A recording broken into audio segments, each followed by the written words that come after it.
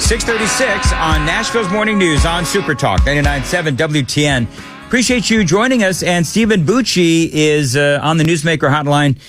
Stephen, always great to speak with you. Of course, a Heritage Foundation, a military and foreign policy analyst, and our guest here on Nashville's Morning News.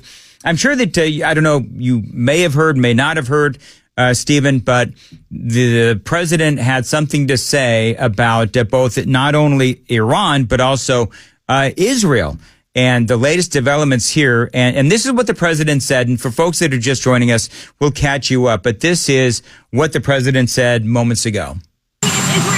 Israel, as soon as we made the deal, they came out and they dropped a load of bombs, the likes of which I'd never seen before. The biggest load that we've seen. I'm not happy with Israel. You know, when I say, okay, now you have 12 hours, you don't go out in the first hour and just drop everything you have on them. So I'm not happy with them. I'm not happy with Iran either. But I'm really unhappy if Israel's going out this morning because the one rocket that didn't land, that was shot, perhaps by mistake, that didn't land. I'm not happy about that. You know what? We basically have two countries that have been fighting so long and so hard that they don't know what they're doing. Do you understand that? And off the president went. So there's a lot there, but just for folks who are just joining us there at the last break, yesterday we had the word that there had been a ceasefire negotiated between Iran and Israel. The announcement was made, and Stephen, feel free to correct me on any of this, but it seems like what President Trump is saying is right when the ceasefire was negotiated, after that, Israel dropped a bunch of bombs on Iran, and then Iran came back, and after the ceasefire actually was in effect, and they were accused of dropping bombs on Israel. And so now, according to President Trump, Israel had a retaliatory flight on its way to Israel and on its way to Iran, and President Trump posted on True Social that Benjamin Netanyahu needed to turn those planes around. So there's a lot going on, Stephen. Welcome to Nashville's Morning News. What's your first blush on all this? Well, this, I had not heard that report yet until I got on. But I have to say, President Trump needs to understand that this is the way these countries have been operating for decades with each other. You know, not just Iran and Israel, but Israel and all of its opponents around them, Hamas, Hezbollah, Syria. Every time there's a dust-up like this and they come to an agreement to a ceasefire, the ceasefire starts at a certain time, and both sides generally keep wailing at each other until the moment of that time. And sometimes they slop over into the other. This is not new. So I understand the president thought he had a hard deal. He thought that meant they were going to stop immediately. And they said, no, we agreed to stop at time X. That's when we're going to stop. They both sort of violated that. This is sort of normal modus operandi for these countries and these kinds of opponents for a long, long time. I'm sorry the president didn't seem to understand that, and it got him really upset. But, maybe this will get them all to stop. I don't know.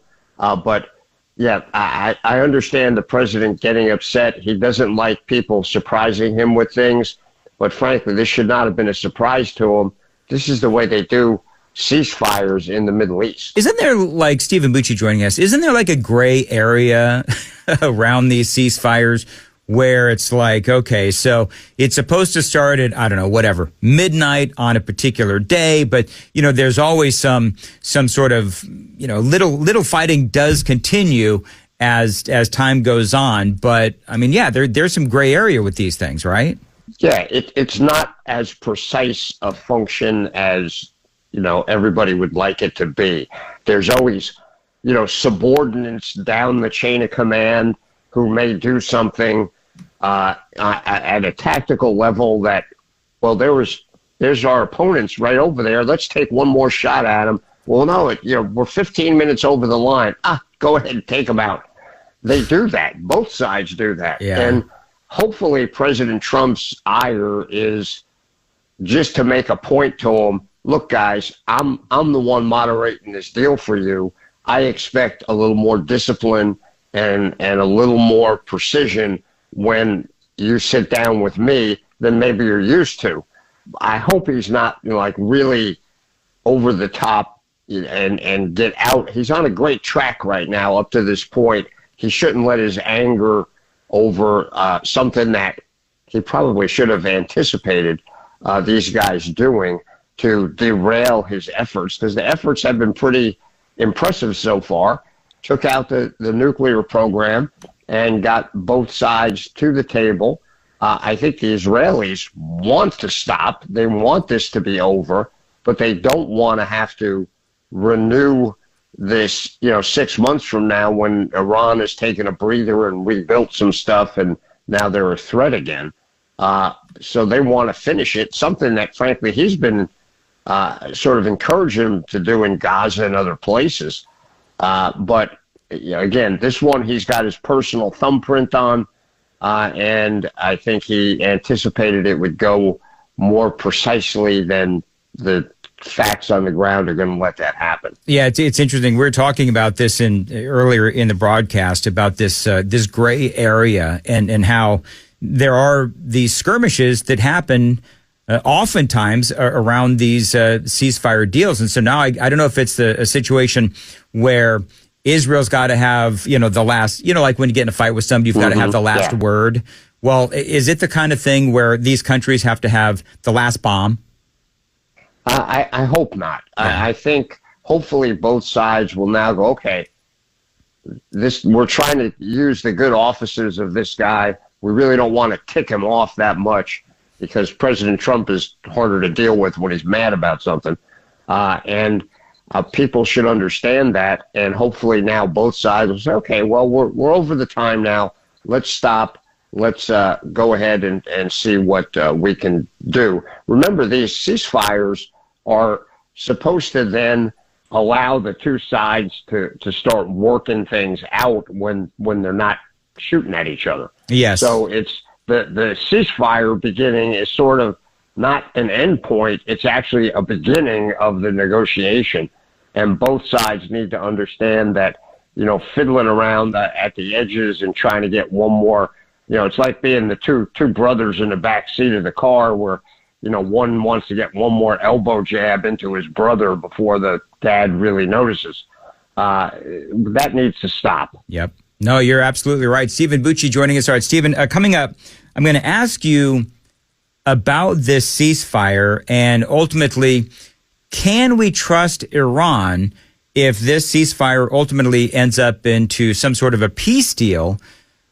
Does that give Iran the opportunity to simply start, very quietly and on the sly, start enriching the uranium again and pursuing a nuclear bomb again under the guise of peace? I'm going to ask you that coming up next. It is 6:45. Time to check the roads on WTN. Today, a high of 98, partly cloudy, going to feel like 105. Stephen Bucci is joining us on the Newsmaker Hotline. All right, Stephen, so I wrote this down this morning related to Iran and the ceasefire. Don't trust and verify as it relates to Iran, because I don't think they can be trusted. What say you? I'm with you 100%. I would not trust the mullahs one whit. If this, doing a ceasefire, as I say, is a starting point, from that start point, then the mullahs have to be willing to completely open up their facilities, not just to the UN or some international organization that, frankly, are not, I'm not going to say they're prejudiced, but they're not that good at confirming stuff because they're very sort of namby-pamby about what door. Well, open that door. Well, no, we're not going to open that door. Oh, okay, and they walk away. Well, if somebody will open the door, that means for sure we need to get it open and see what's behind it. The verification of them not going back to these things has to be airtight, and that means it's got to be some pretty hardcore inspectors doing this, not the way things have been going in the last few years. So, yeah, do not trust them. They are incredible negotiating jiu-jitsu practitioners, if you will. They're really good at saying one thing and doing something else. That is not a downside in their culture, their faith, or anything else. In fact, it encourages them to do it. So, no, we can't trust them at all. And for Israel to be safe, for us to be safe, for the region to be safe, we need to make sure that they are completely defanged as far as the nuclear program. And that's not going to happen by them just saying, oh, okay, well, we'll stop.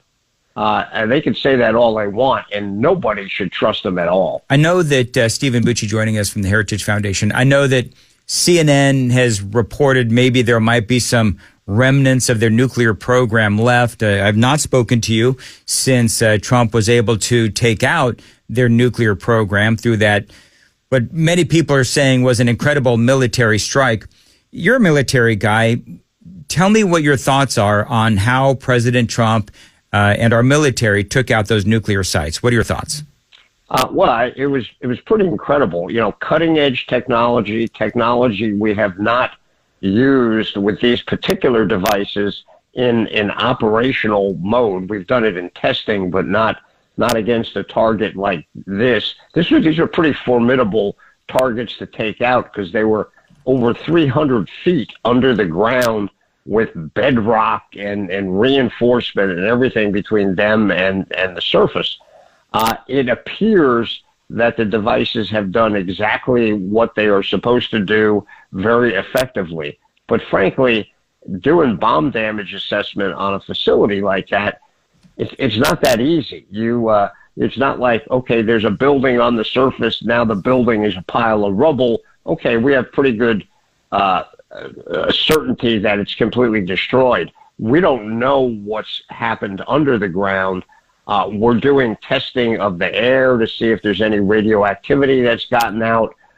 We also don't know, did they move some of the material or the machinery before this occurred?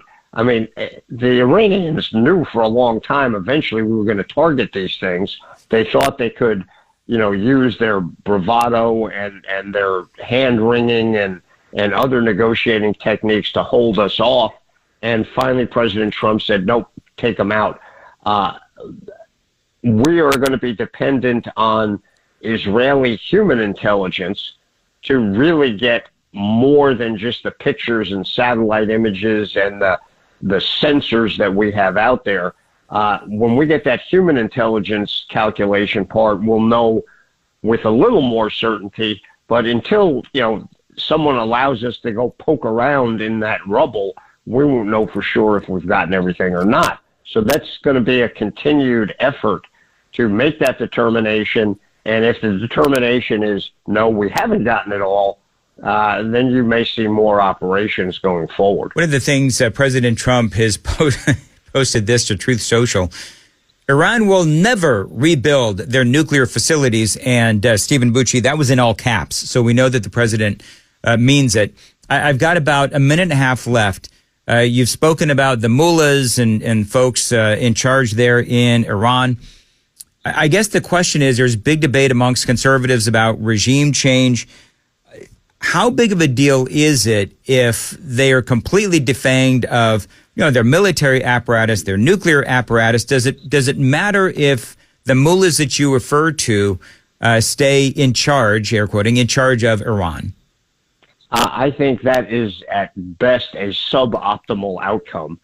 It would be much better for the region, for us, for Israel, and for the Iranian people in particular, for this regime to leave, to change their government and allow the Iranian people to be free again. They are not free right now. They are under an incredibly repressive regime, and that's not a positive thing for the world. Iran was a much more effective partner on the world scene before these guys got in there. They have been a royal pain in the neck and threat ever since, and I don't think that's going to go away.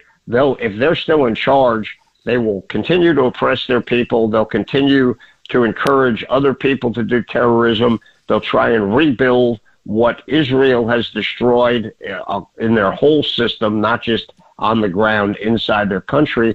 And they will go back to trying to get some sort of weapon of mass destruction because they really feel it's their duty to their God to do it. Yep. So, I think they have to go.